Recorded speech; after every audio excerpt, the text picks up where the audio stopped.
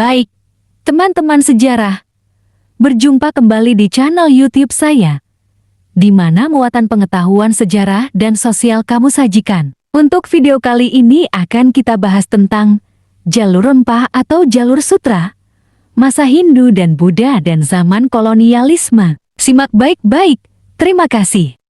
Jalur rempah adalah rute perdagangan yang menghubungkan wilayah-wilayah yang menghasilkan rempah-rempah dengan pasar di berbagai belahan dunia. Jalur ini menghubungkan Asia Tenggara, terutama Nusantara, dengan India, Timur Tengah, Afrika, dan Eropa. Jalur rempah juga dikenal sebagai jalur sutra maritim. Jalur ini mencapai puncaknya pada abad 15–17 Masehi, ketika bangsa-bangsa Eropa berebut untuk menguasainya. Sejarah jalur rempah. Sejarah jalur rempah dapat ditelusuri kembali ke zaman kuno. Bangsa Mesir kuno sudah mengenal dan memperdagangkan rempah-rempah dari Asia sejak abad 3 sebelum Masehi. Namun, jalur ini mencapai puncak kejayaannya pada abad pertengahan. Ketika bangsa Arab menguasai perdagangan rempah-rempah, mereka mengendalikan jalur darat yang menghubungkan Asia dan Eropa. Adapun dampak atau peranan adanya jalur rempah adalah, jalur rempah berperan sangat penting dalam sejarah dunia, baik dari segi ekonomi, budaya, maupun politik. Berikut beberapa alasan mengapa jalur ini begitu penting. Pertama, ekonomi global. Jalur rempah merupakan salah satu fondasi awal perdagangan internasional.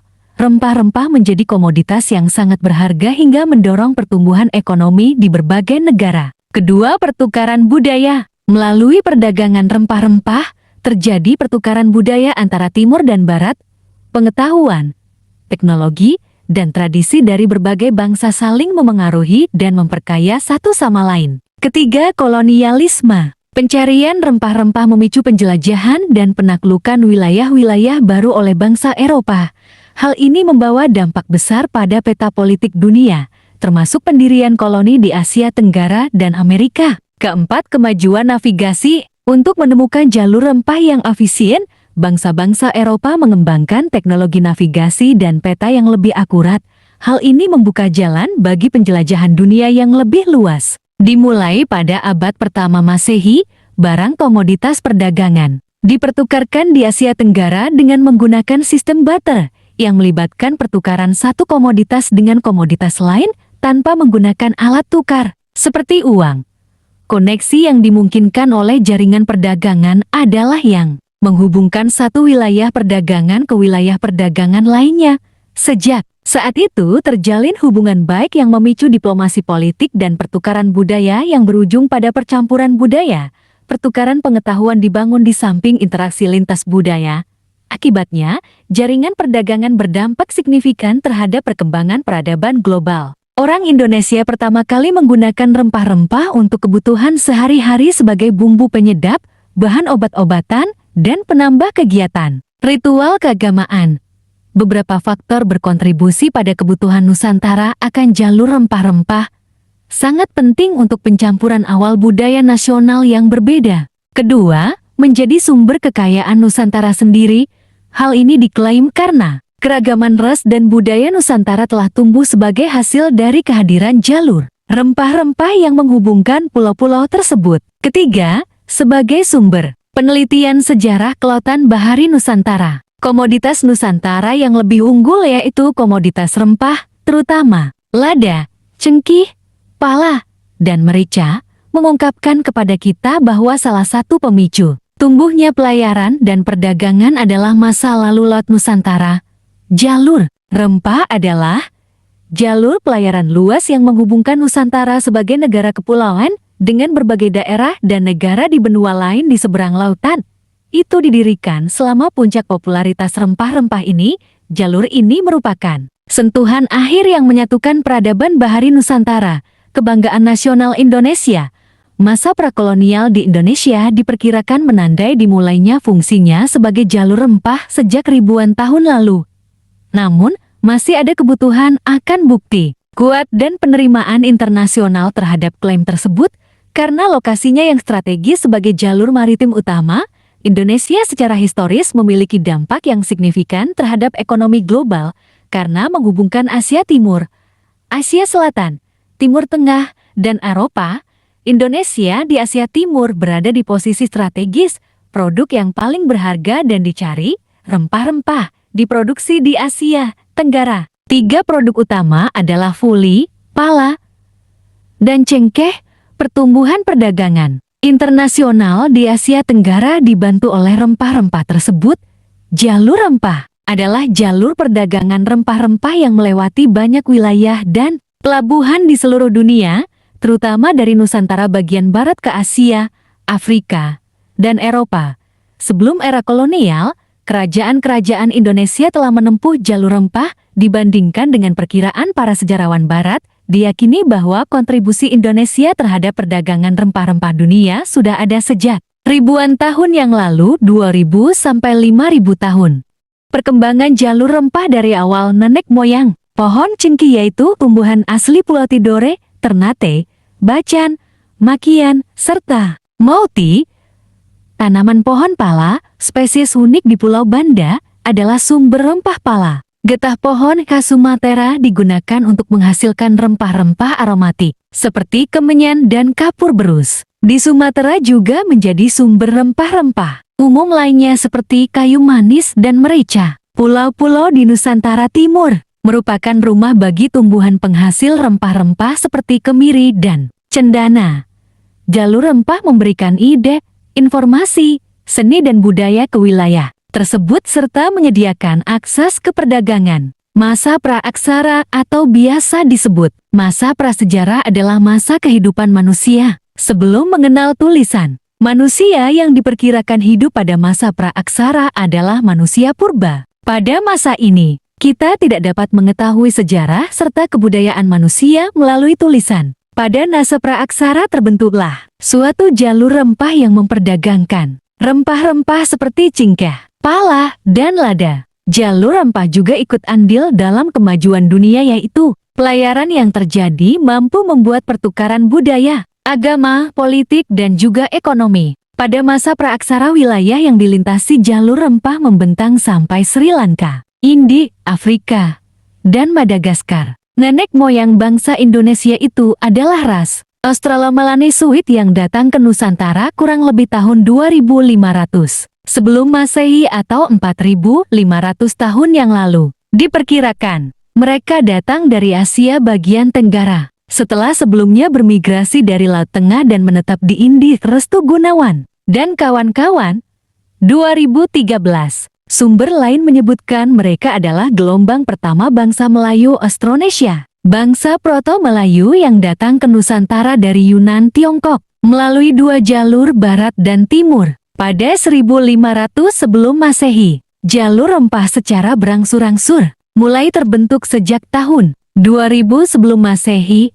Berbagai rempah seperti kayu manis, merica, dan cengkeh mulai menemukan jalannya ke Eropa. Sejak masa sejarah paling awal tersebut, sudah terdapat orang-orang khususnya para pelayar yang mencoba mencari dan melayari jalur rempah. Pada awalnya, perjalanan dan pelayaran mereka terbatas pada sejumlah kecil pelabuhan, tetapi dengan perjalanan waktu mereka berhasil melayari laut atau lautan lebih jauh, menjangkau pelabuhan yang lebih jauh pula, sehingga semakin dekat ke bumi tempat di mana rempah-rempah dihasilkan. Jelas pula, pelayaran melintasi laut, lautan dan pelabuhan bukan disebabkan semangat pengembaraan apalagi hasrat untuk menjajah tetapi terutama didorong semangat perdagangan. Dalam masa-masa ini, perdagangan rempah-rempah sangat lukratif alias amat menguntungkan. Karena itulah, jalur rempah sampai kedatangan kekuatan kolonialisme Eropa, tetapi terutama merupakan jalur perdagangan timur barat. Perjalanan perpindahan barang-barang dalam hal ini rempah di antara timur dan barat dengan melintasi laut, lautan dan pelabuhan yang melibatkan berbagai bentuk penghasil rempah. Jalur rempah bukan hanya berisi perdagangan rempah-rempah, tetapi juga sekaligus menghasilkan pertukaran ilmu, budaya, sosial, bahasa, keahlian, keterampilan, dan agama. Beberapa tokoh-tokoh penting yang terkait dengan jalur rempah adalah: pertama, Cornelis de Houtman, penjelajah Belanda yang memimpin ekspedisi pertama Belanda ke Asia Tenggara pada tahun ke-1595. Ia tiba di perairan Banten pada 27 Juni tahun 1596. Cornelis de Houtman adalah penjelajah Belanda yang memimpin ekspedisi pertama Belanda ke Asia Tenggara pada tahun ke-1595. Perjalanannya ke Kepulauan Rempah-Rempah Maluku membuka jalur perdagangan baru untuk Belanda dan memperkuat posisi mereka di pasar rempah-rempah global. Ekspedisi de Houtman membuka jalan bagi pendirian perusahaan Hindia Timur Belanda (VOC) yang kemudian menjadi kekuatan dominan dalam perdagangan rempah-rempah dan kolonialisasi. Kedua, Ibnu Battuta, penjelajah Muslim berkebangsaan Maroko yang singgah di Samudra Pasai pada abad ke-14. Ketiga, Ferdinand Magellan, penjelajah samudra dari Portugis. Penjelajahan pertamanya dilakukan pada 1505 setelah diizinkan oleh Raja Manuel untuk berangkat ke Afrika Timur dan India. Ia diberikan misi untuk mengambil alih perdagangan dari orang-orang Arab. Raja Spanyol Charles I pun tertarik dengan rute pelayaran yang dikemukakan Magellan karena akan menutup jalur perdagangan Portugis pada 1513. Keempat, Vasco da Gama, penjelajah samudra dari Portugis. Vasco da Gama adalah salah satu penjelajah Portugis yang paling terkenal dan berpengaruh. Pada tahun 1497, ia memimpin ekspedisi bersejarah yang membuka jalur laut langsung dari Eropa ke India.